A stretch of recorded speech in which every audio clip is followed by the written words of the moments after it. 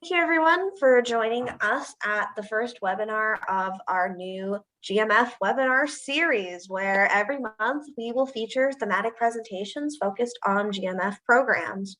Pour ceux qui joignent et veulent écouter la présentation en français, vous pouvez cliquer sur le bouton Interpretation en bas de votre écran qui regarde comme un globe avec des lignes perpendiculaires et vous pouvez choisir l'option français. My name is Sharon Levitsky, Project Coordinator with the Green Municipal Fund's Capacity Development Team, and I'm here with my colleague Jessie Granger, Knowledge Management and Learning Officer. Our first webinar is an introduction to local home energy financing programs. On behalf of FCM, I'd like to begin this session by acknowledging that I am joining you from lands that have been inhabited by Indigenous peoples for thousands of years. We at FCM recognize the Algonquin Anishinaabe people as the traditional custodians of the land upon which FCM's offices are located. I personally am located in Montreal, recognizing it as the traditional territory of the Kanien'kehá:ka peoples and the Haudenosaunee Confederacy. We also recognize the contributions of Métis, Inuit, and all First Nations, both in shaping and strengthening this community and country as a whole. Wherever you are, please join me in paying our respects to the original stewards of this land and committing ourselves to thoughts and actions that will lead to meaningful reconciliation wherever we live now. And next slide, please.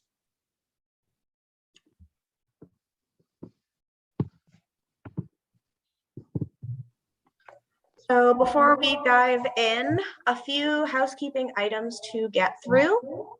Each of our presenters has prepared a 15-minute presentation to share with you today. We're going to run through each presentation one after the other and use our remaining time for discussion and Q&A at the end. You are welcome to ask questions through the chat box during the presentations in the language of your choice. We will keep an eye out for any clarification questions or other key items that we should address before the Q&A session at the end.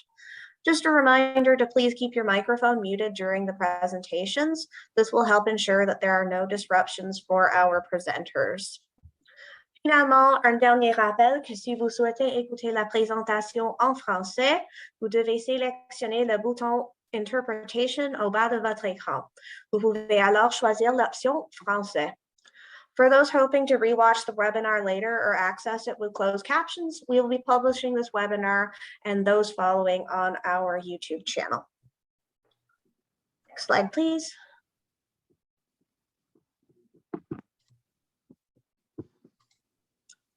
The Federation of Canadian Municipalities, FCM, is the national voice of local governments in Canada. FCM's mandate includes delivering programs that build municipalities' capacity to do what they do best, deliver innovative, cost-effective local solutions to environmental challenges and to enhance quality of life for their citizens. The Green Municipal Fund is our largest program and is funded by the Government of Canada.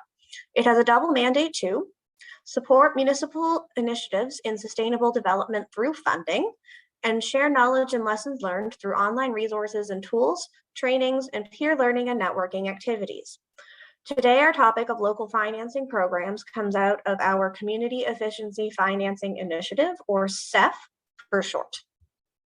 Next slide, please.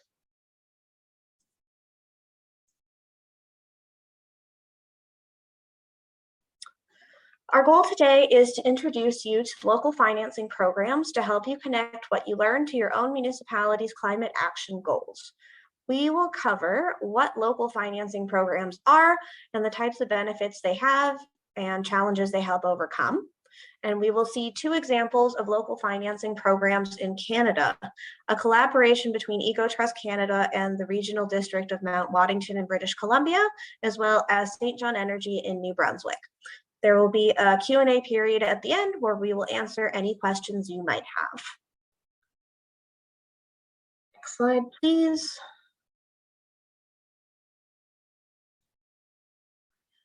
So before we begin, we just want to give some context as to what local financing programs are. So home energy upgrades can drive energy savings and GHG reductions and play a key role in tackling climate change. Residential buildings can often account for up to a quarter of a community's local emissions. Beyond their climate impact, Home energy upgrades have key economic benefits. On the Canadian average, residents in older homes pay about $300 more per year on their utility bills than in new homes built today. Completing upgrades can therefore be an important way to reduce these costs. A home energy upgrade is also a local economic driver by growing the market for home retrofits. It can support jobs for government staff, engineers, local building trades, building inspectors, and local credit unions or chartered banks. These benefit whole communities by driving demand across the energy sector and creating new quality jobs, which can play an important role in spurring a sustainable economic development. A local financing program at its core is about creating a new financial product to help more homeowners access capital to upgrade the energy performance of their home, either through energy efficiency measures, renewable energy installations, or a combination of the two. These programs can also help address the barriers that homeowners face, such as upfront costs, process complexity, and information gaps, as these are designed to offer an easily streamlined process while reducing the uncertainty associated with many of these decisions. Municipalities can play a key role by leading or supporting the administration of these programs. Next slide, please.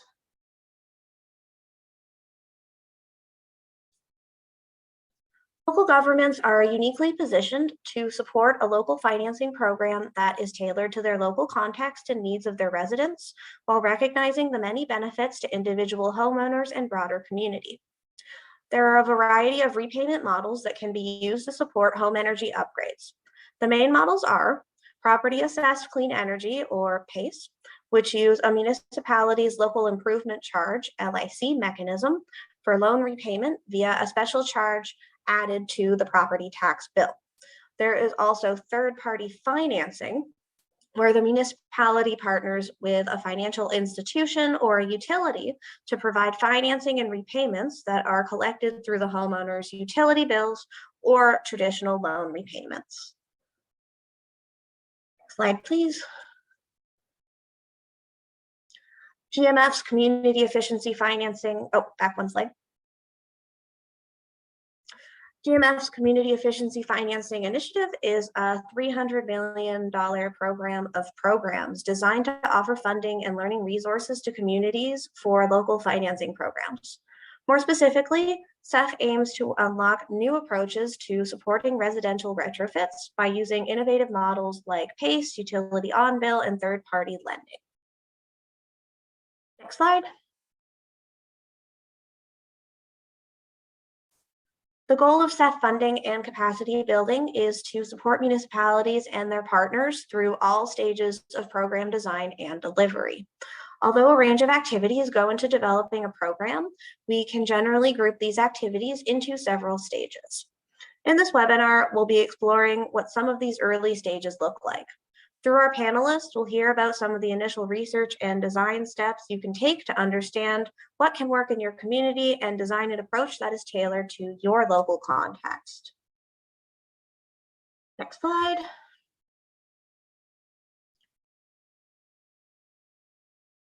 Okay, and now we will move on to our presentations.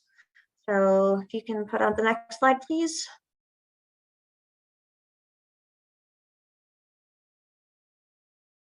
So our first presenters are from Eco Trust Canada and the Regional District of Mount Waddington in British Columbia.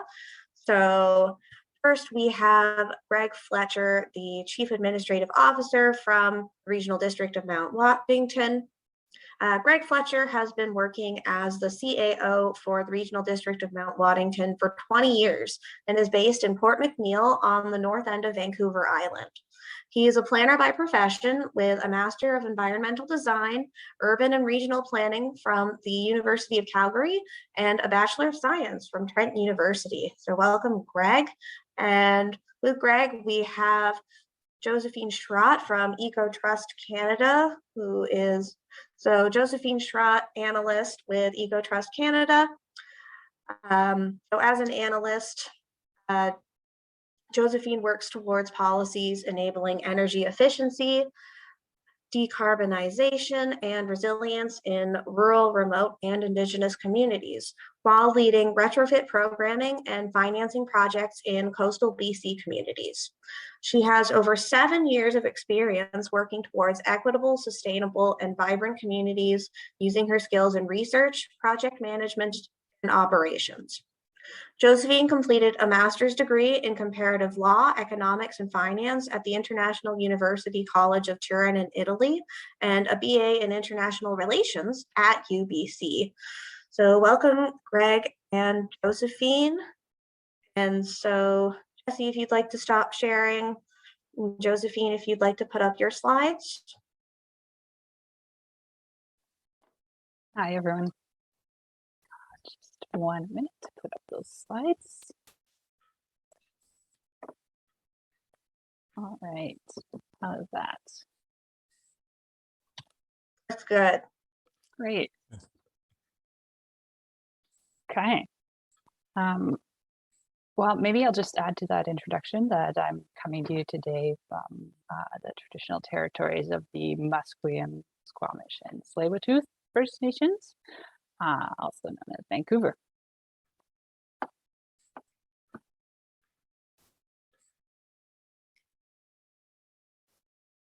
And maybe I will just get started here to show you all where we are actually talking about. Greg, do you want to take us away? Sure. As you can see, the regional district of Mount Waddington's located right in the center of the coast, and the west coast, that is. And you can see where we're at. We're basically, obviously, a maritime climate, so we have very mild winters, but we also have cool summers. So it's kind of the ideal climate for heat pumps. The regional district itself is a federated type of governance organization, kind of unique to BC, but in our particular case, we're made out of 4 municipalities and 4 rural areas, which have several other communities, as well as 9 First Nations communities within that area. Josephine? Yeah, so you can see this, the district actually overlaps almost exactly with the traditional territories of the Kwakwaka'wakw peoples. And the biggest on-reserve communities are Quatsino, Quabbie, Nangis, and Gwaslanakwa First Nations. So our population, we're very small, although we're fairly remote. There's only 11,000 people in all of those communities. There's about 5,000 homes. Most of these are older homes, mostly single detached. There's only about 10% of the houses built after 1990, so they're quite old, but in reasonably good shape. 2/3 are single detached, and about 70% are owner occupied. Something unique about it is we're not connected to the BC natural gas grid, so you'll see later we're heavily reliant on electricity and other sources of heat. So here's the energy breakdown of the home heating source, which to start with, you'll see, like I said, about 40% is coming from electricity. Electricity also supplements the 31% that is coming from wood, which is the low cost energy source. And we have 26% from home heating oil and 6% from propane. Up until recently, those were fairly low cost energy sources, and particularly propane has gone up about 100% in the last year. When you look at on the other side, the carbon emissions, the fossil fuels make up over 75% of the emissions, with hydro only 4%. So hydro is far cleaner from the grid in BC. So the catalyst from the regional district's perspective came way back in 2009 when we signed the Climate Action Charter in BC, and that committed us to reach zero net corporate emissions by 2012, which we did. And the it also committed us to have community-wide reductions. Now, as local government, we have far less input in community-wide reductions, and so we knew we needed partners. In addition, the second part is from our board's point of view, is doing something about the high cost of energy for rural households. And it was mentioned in the introduction that they're, older houses, for example, have $300 more in terms of costs. In addition, in 2009, BC Hydro upped its energy. They did a two-tier system, which resulted, because we're heavily reliant on hydro, to about a 50% increase in costs for energy. So that's been on our radar for quite some time in terms of how do we deal with this. And fortunately for us, EcoTrust was doing a pilot project up in Bella Bella, and in doing so, they had a challenge with a much more remote community and did a fair bit of work there. And we came into a partnership to help us. So we both had mutual objectives, which was key to this project.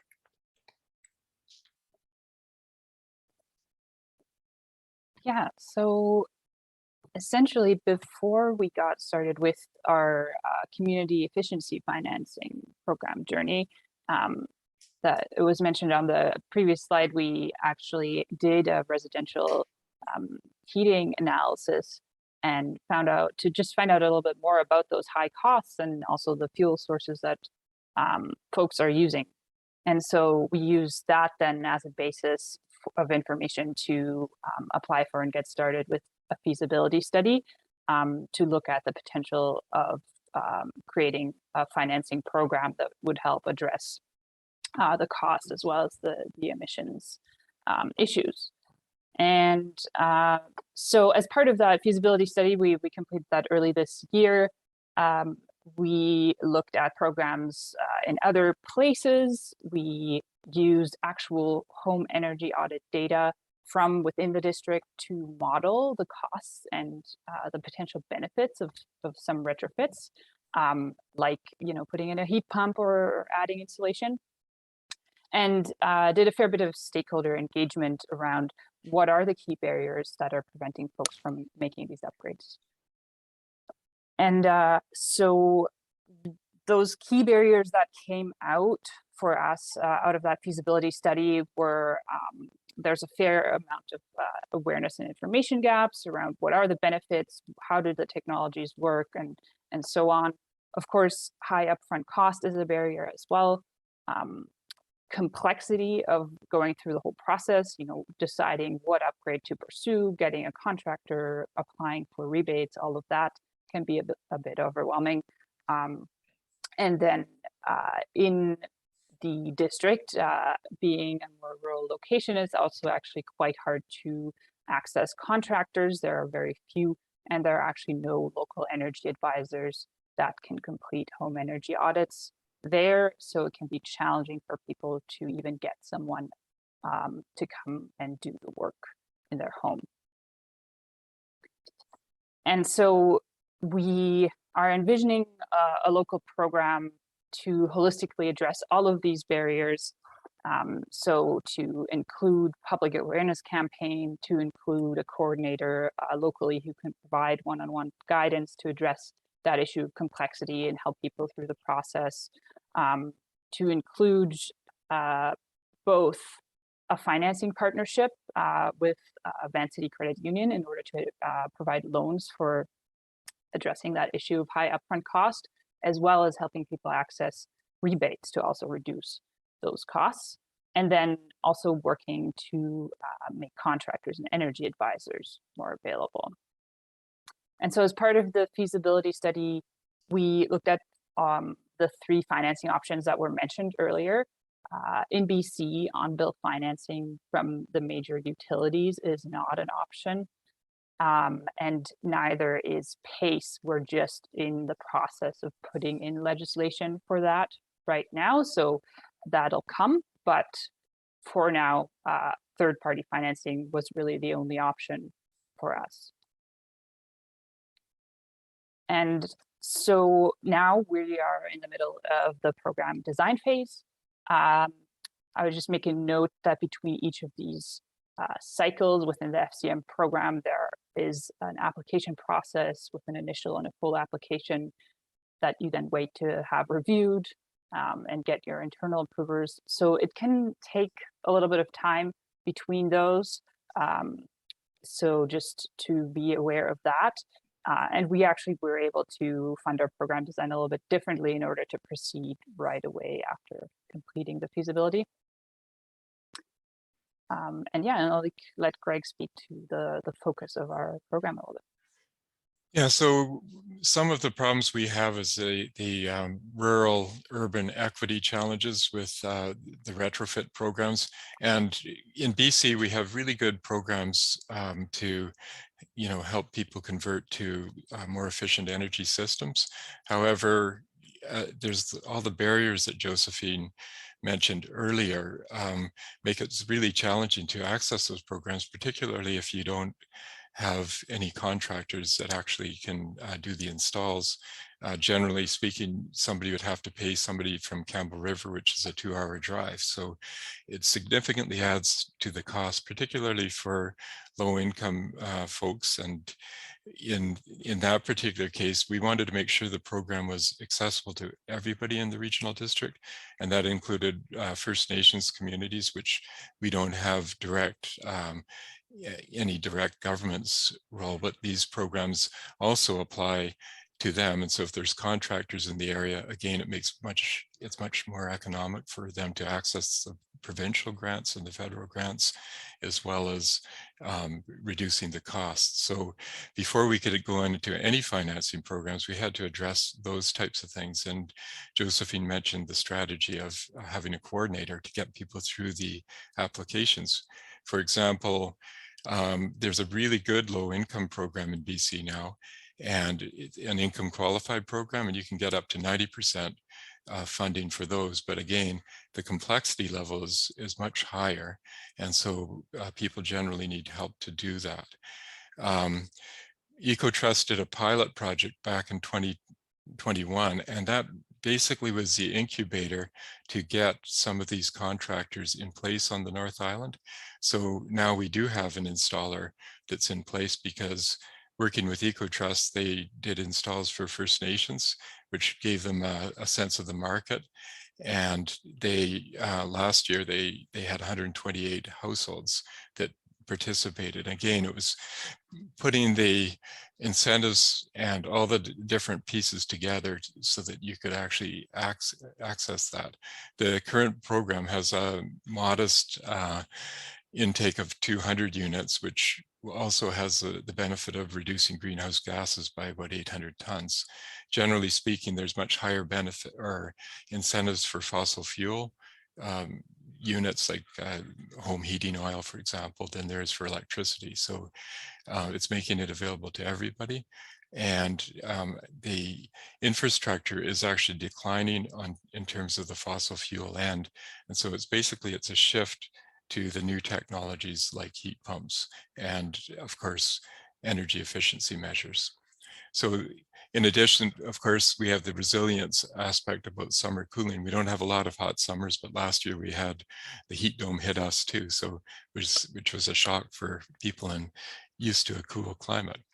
So all of these things have come together, and in terms of the programs that EcoTrust helps us with, we also have another sort of partner in terms of the equity issue for seniors and low-income people.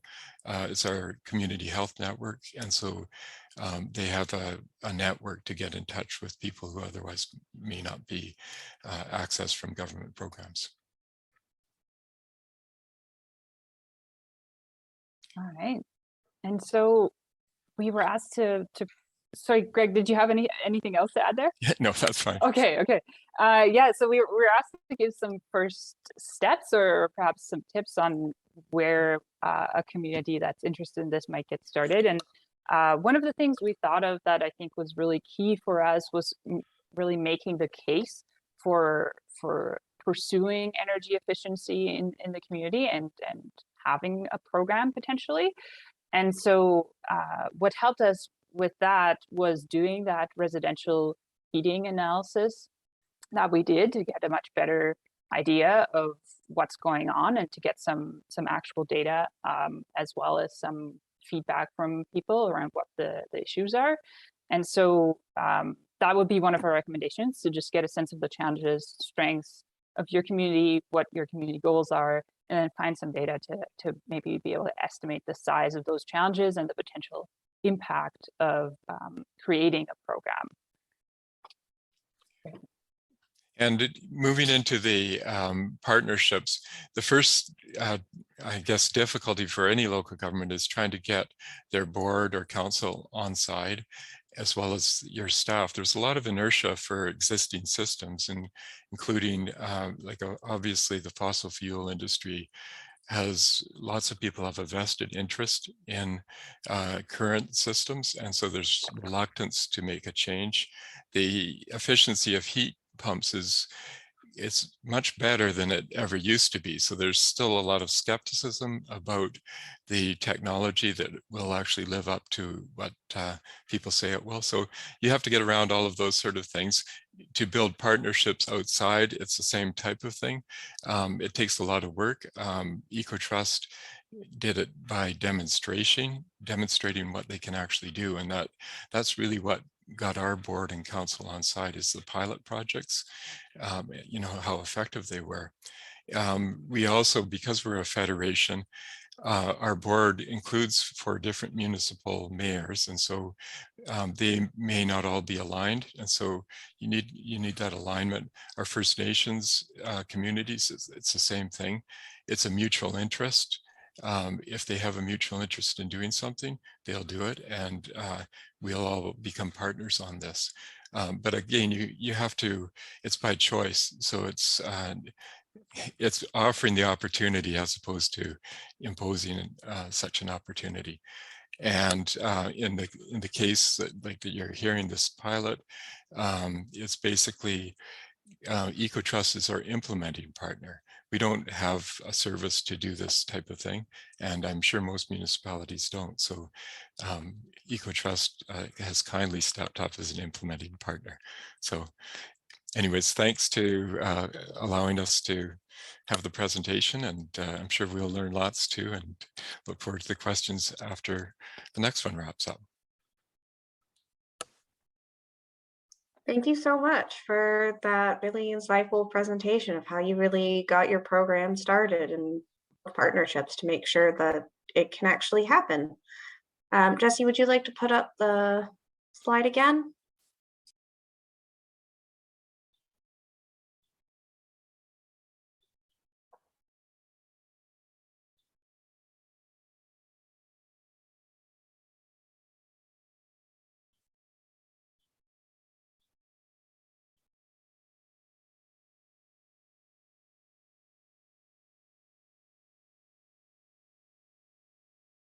Okay, and our next presenter today is Kevin Colby, who is the Director of Corporate Development from St. John Energy. As the Director of Corporate Development for St. John Energy, Kevin Colby provides leadership and growth initiatives, business development, and corporate finance. Kevin has been with St. John Energy since 2017, and during the past several years has made contributions to St. John Energy's growth agenda through the development of renewable energy projects, increasing consumer products business, and developing new business partnerships.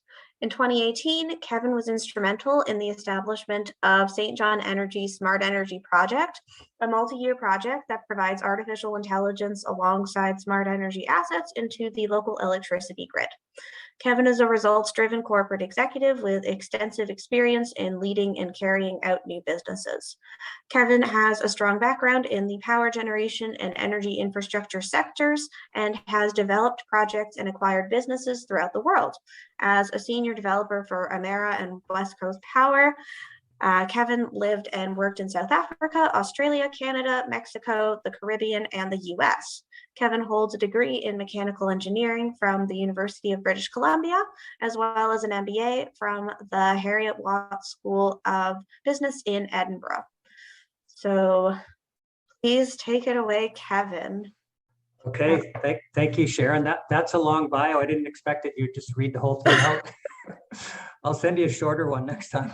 All right, I'm Kevin Colby. I'm the Director of Corporate Development for St. John Energy, but I'm actually based in Nova Scotia. So before I start, I'd like to acknowledge that I'm on Mi'kmaq lands, the ancestral and unceded territory of the Mi'kmaq people. And this territory is covered by the Treaties of Peace and Friendship. So let's get my screen shared here.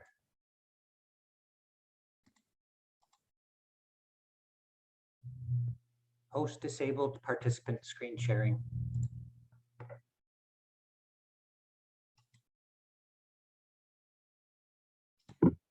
Okay, let me look into that. Sorry, Kevin and the rest.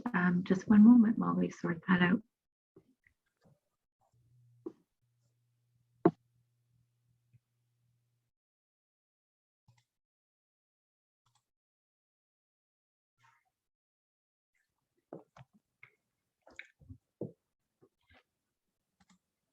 Okay, there we go.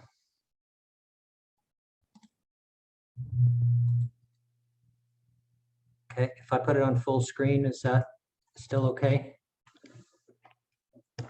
Good to go? Okay. So I'm going to talk about kind of nuts and bolts of how we designed our program at St. John Energy. So first of all, St. John Energy, we are completely owned by the city of St. John. We're a separate entity, but we are owned by the city 100%. We have 36,000 customers. Most of them are residential. So we're very biased towards residential. And we have two main products currently. One is core electricity services through distribution. And the other is what we call consumer products, which is energy efficiency products that go into the homes. And I'll talk about how we plan to expand that. We've got a pretty good track record for reliability, rates, and customer satisfaction. We have three growth pillars, which are talked about there: renewable energy, innovation, and services. And then a few of our profile projects that are on our resume, which all speak to innovation. So I'll start by saying that we approached FCM with an application to redo our program design. And they liked what we had to say because we already had a program, and the program was a rental program, which included heat pumps, water heaters, and LED area lights. And I should have put numbers on here. We have over 22,000 water heaters in our fleet in St. John. We have over 8,000 heat pumps in New Brunswick, and we have over 9,000 LED area lights currently, and they're all rented by our customers.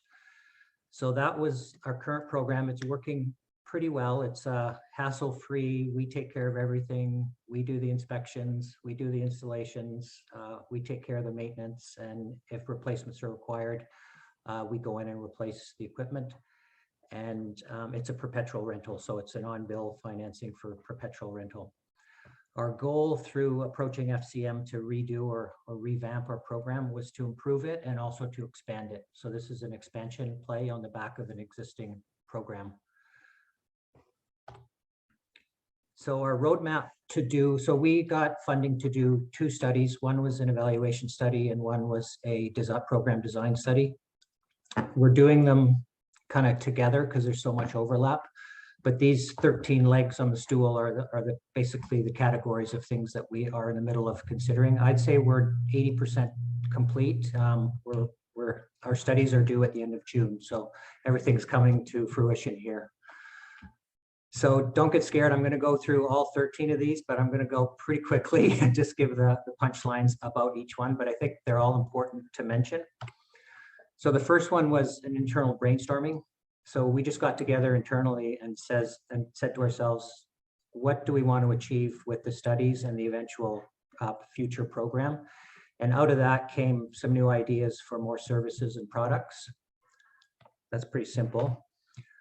We did an internal review, not a process review yet, of the current program. And in that discussion, it was all about what skill sets do we have, what's working well, where are things broke, where are some gaps. So we identified some deficiencies in some areas, specifically information gaps and too many systems that we are using to manage our current program. But it was a positive outcome because some things were doing really well, like contractor relationships, customer rapport, brand, and then some things were just lacking in terms of processes.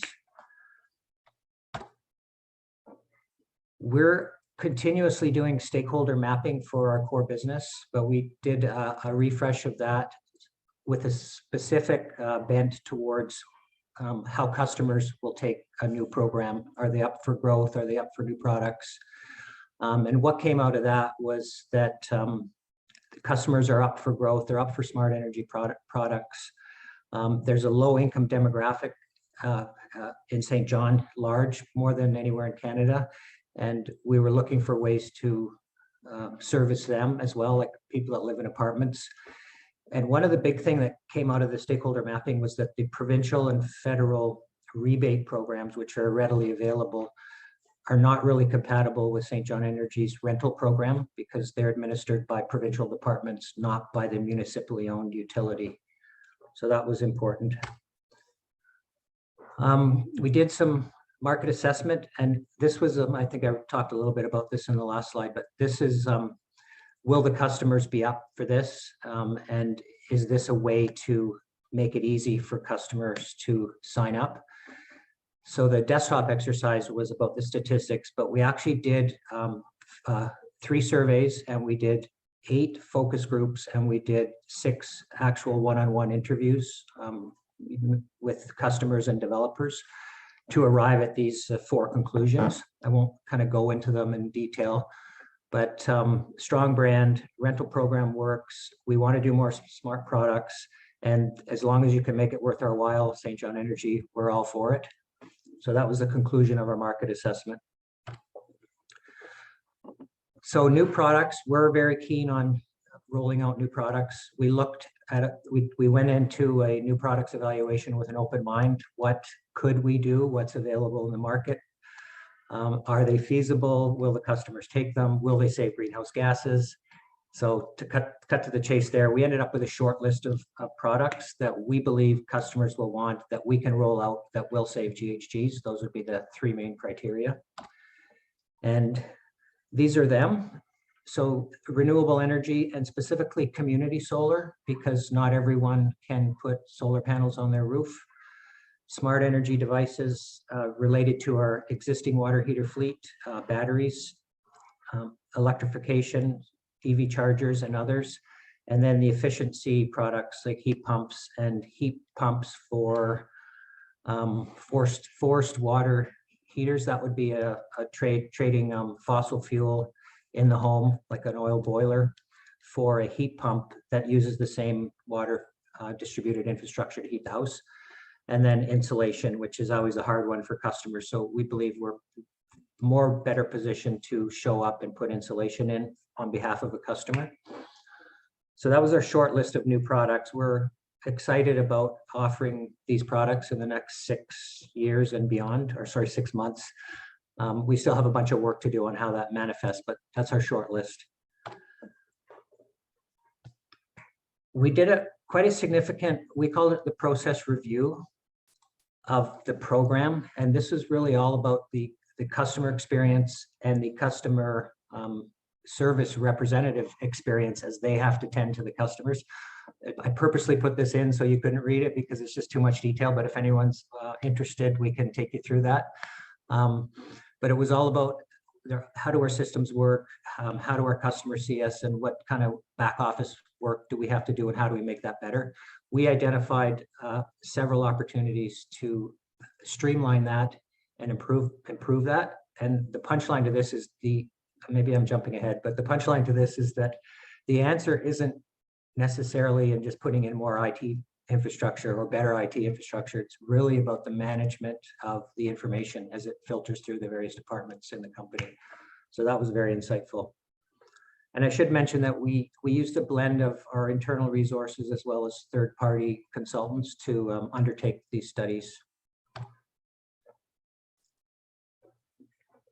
Okay, Josephine probably talked about this, as did Sharon. We had the same list of ways to finance. We do on bill, ongoing rental, but we didn't consider PACE because it's not available in New Brunswick, so it's not even on the list right now. Third-party financing, and it comes down to the costs of financing and the facilitation of making it happen. I'll tell you the answer here, number 10, I think. So after having scrubbed all the things from 1 to 7, we actually put together some strategies. So these are active work plans to tend to our stakeholders.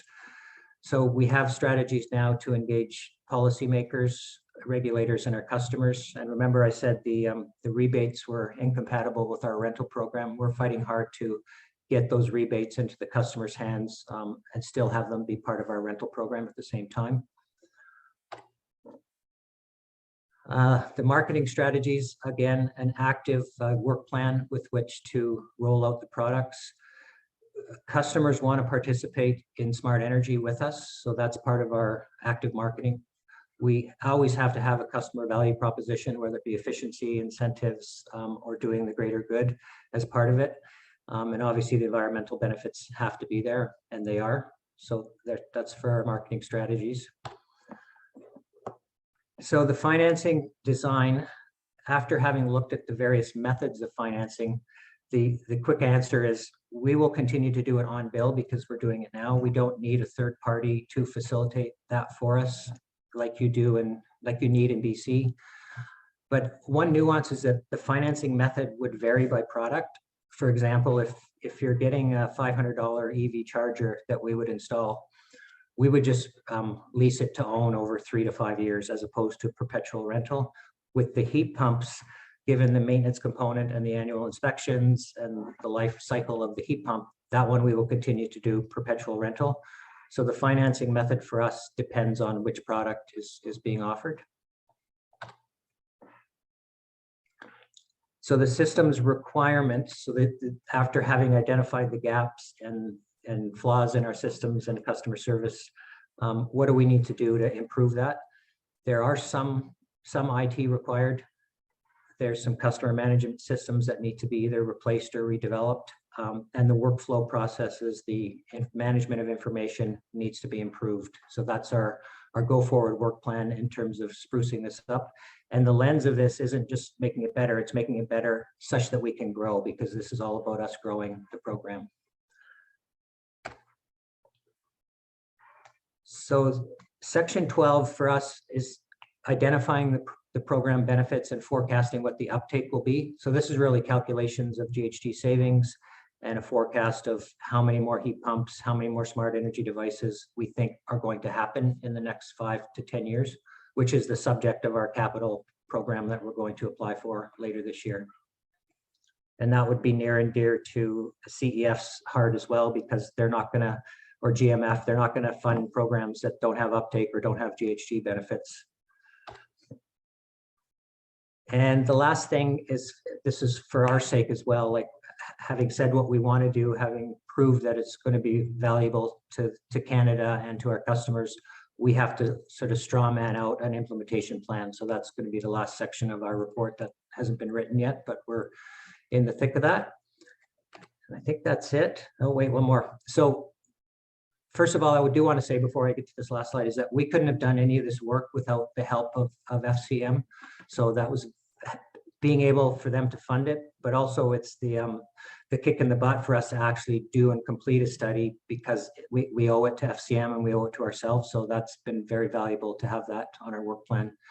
We started this in, well, we applied for it over a year ago, but we started the work in about September, October, and we're about to finish it now this month. So we're going from the left, which is our current program, to the right, which is our new program with all the additional products. And then the green bullets there are the things that have gone in to make the plan better and are basically our punchline conclusions. That's it. 13 legs on the stool.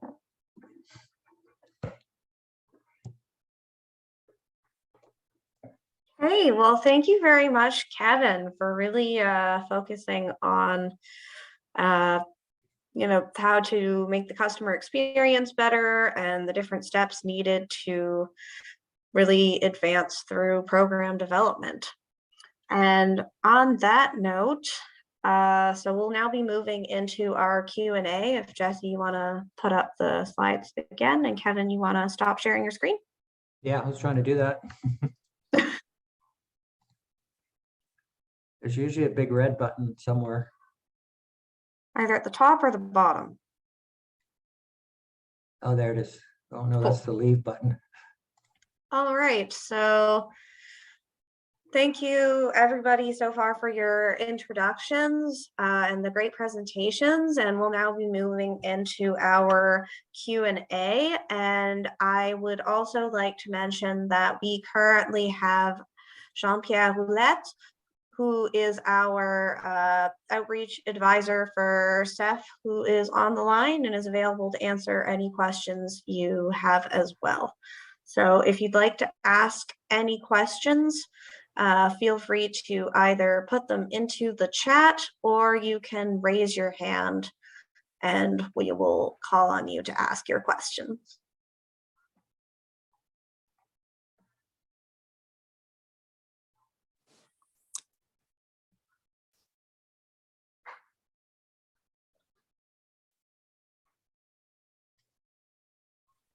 Hey, Sharon, can you hear me? Yes, I hear you. It's JP here. I'm on my phone, so I wasn't able to log in from the computer, but can you see my video at all? Or Yes. Okay, wonderful. So I did notice there was a question in the chat that asked about whether we could provide SEF financing to residential accommodation that is rented. And I was looking quickly in our guide, and I'm going to have to defer that question to either, I think, Jasmine or Chloe, who are on the line also as project officers. And I think it'd be an interesting discussion. I don't see that we do not do rental accommodation, so perhaps we do, but I'd like to confirm that with the project officer if either Jasmine or Chloe might be available here on that.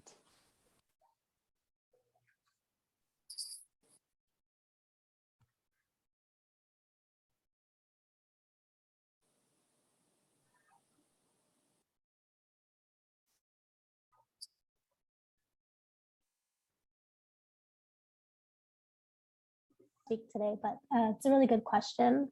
And Jasmine, you can feel free to jump in if you'd like. So for rentals, it's not something that we've financed so far with the SEF program. The difficulty mostly being that the renter doesn't own the property. So it makes it difficult for the repayment mechanism. But this is something I've explained in detail to clients in the past and have consulted with Marco and with the funding manager. And I believe there is a write-up that I could share with Jean-Pierre that kind of explains the nitty-gritty as to why that's a challenge. And there might be a couple of reasons in there. And that's something that we could perhaps share with attendees here today, if that would be useful.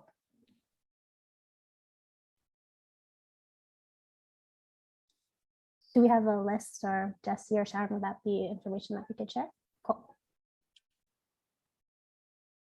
Yeah, and I noticed, this is Jesse, I noticed in the chat that someone also went ahead and shared some of their information. So please feel free, colleagues to colleagues, if you have experience with a program where you addressed rentals, please feel free to, to either unmute and share or comment in the chat as well. And I'll turn it back to our presenters to see, did any of you guys consider rental properties when you were doing your program design, and how, if and how you addressed that?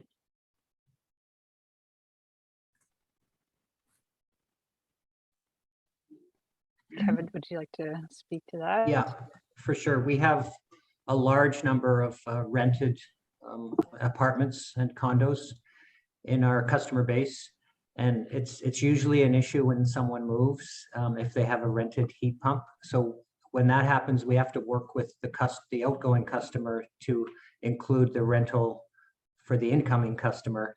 And for the most part, that's been very successful because there's a heat pump already there, for example.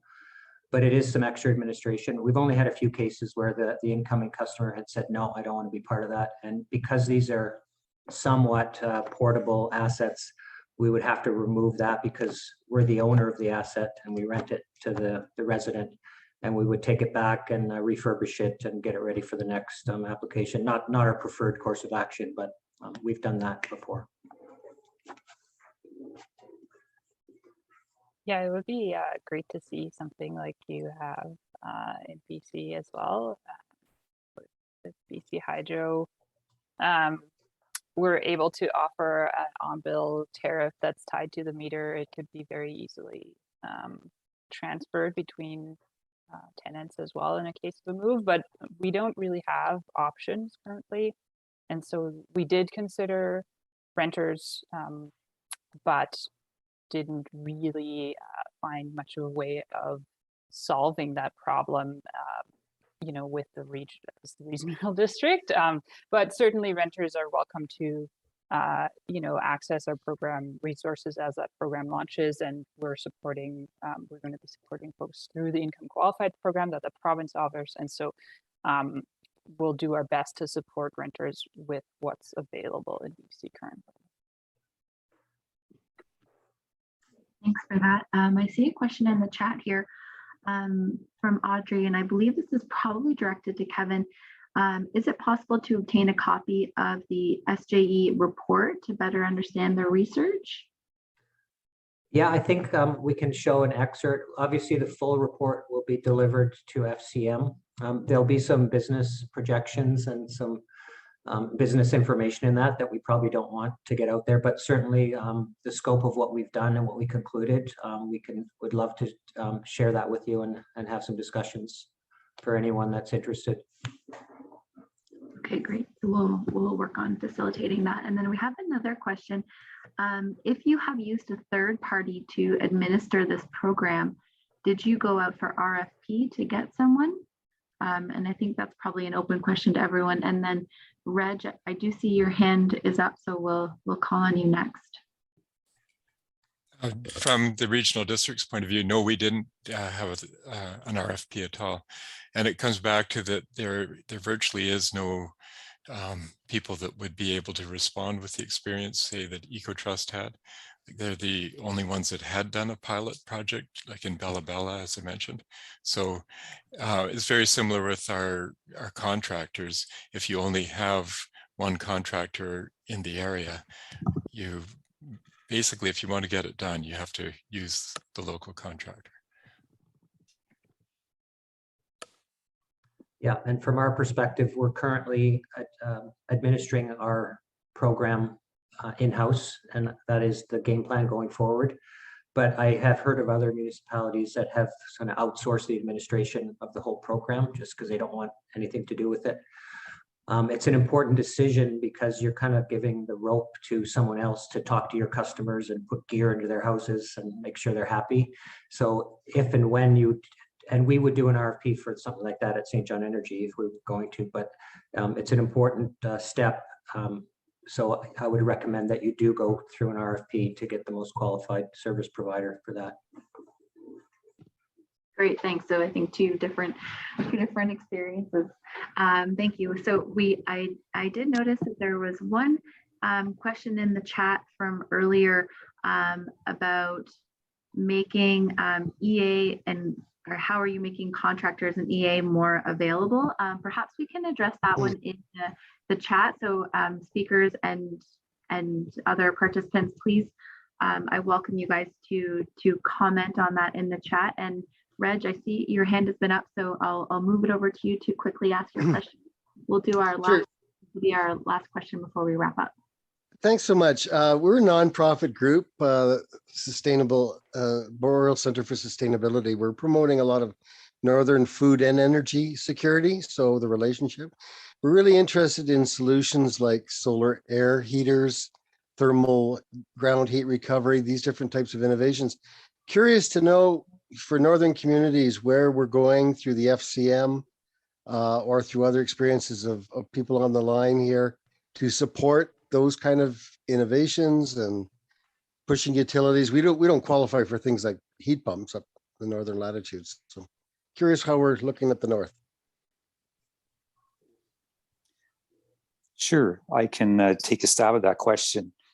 Basically, FCM works with communities, usually as lead applicants. It's not a prerequisite or a requirement. They can work with other groups as well. But primarily, FCM is able to work with communities, and that's how the funding normally flows. So I would encourage any not-for-profit, any group out there actually, to speak with your municipality about how FCM might be able to address some of those needs. And so the CEF program, Community Efficiency Financing Program, is designed to do just that. It is designed to help consumers save money on utilities. It's designed on reducing greenhouse gas emissions, all of those great things.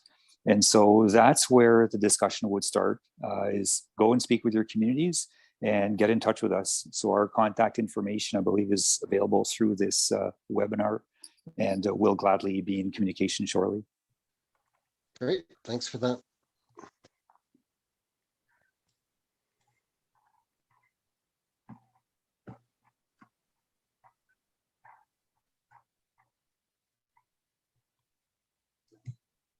All right, Jesse, would you like to put up the last slide again?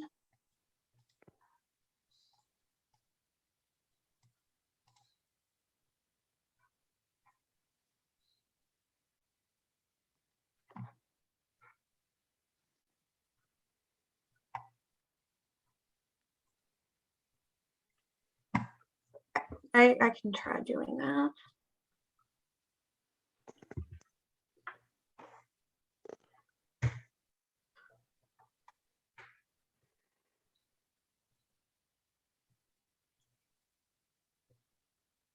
All right, so at this point, we are wrapping up. So thank you so much, Josephine, Greg, and Kevin, for coming to present today. Those were some great and very informative presentations, and we're all happy to continue having conversations about, how we can continue working on local financing programs. And shortly, right before we leave, we would like to plug our next webinar coming up next month. So feel free to come join us at that one. The subject will be about our community buildings retrofit programs, specifically about net zero ice rinks. It'll be on June 23rd from 1 to 2 p.m. Eastern time. Jesse will put a link to that in the chat. So feel free to register for the next one in our series. And if right before you go, you could complete this short poll just so that we can work on improving this series and really touch on subjects that will be relevant to you and know how we can continue improving. So thank you so much, everyone, for joining us today. It was great to have you here.